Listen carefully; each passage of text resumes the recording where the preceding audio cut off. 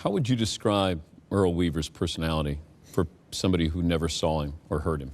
Earl liked to win. But if you were a fan, you loved him. I mean, he was going to go out and kick dirt in umpires, tell them how bad they were. You know, he didn't really know because you're wearing glasses. He wouldn't put his glasses on because he was too vain. So he'd say, hey, what's the scoreboard? Well, we're losing, Earl. And then he starts screaming at the umpires. Just the way he was. I mean, but he was like Billy Martin in that sense. Earl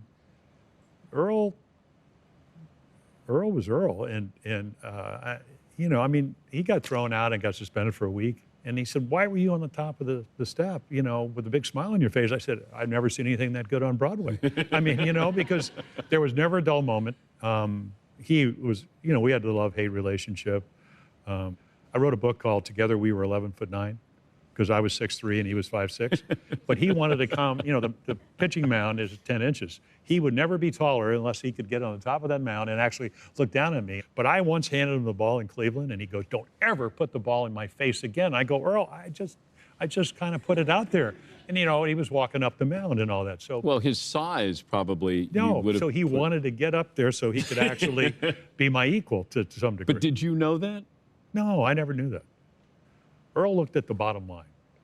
He didn't really know much about it.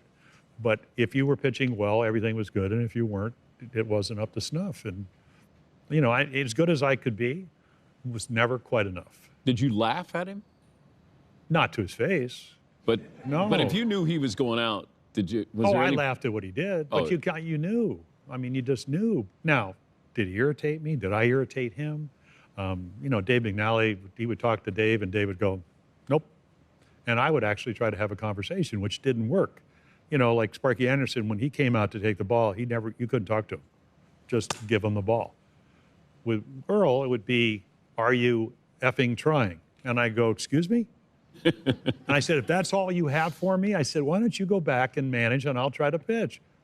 And then he kind of looked at me, he says, okay. But he trusted me. I mean, that's all you ever ask from, your boss or in this case with Earl.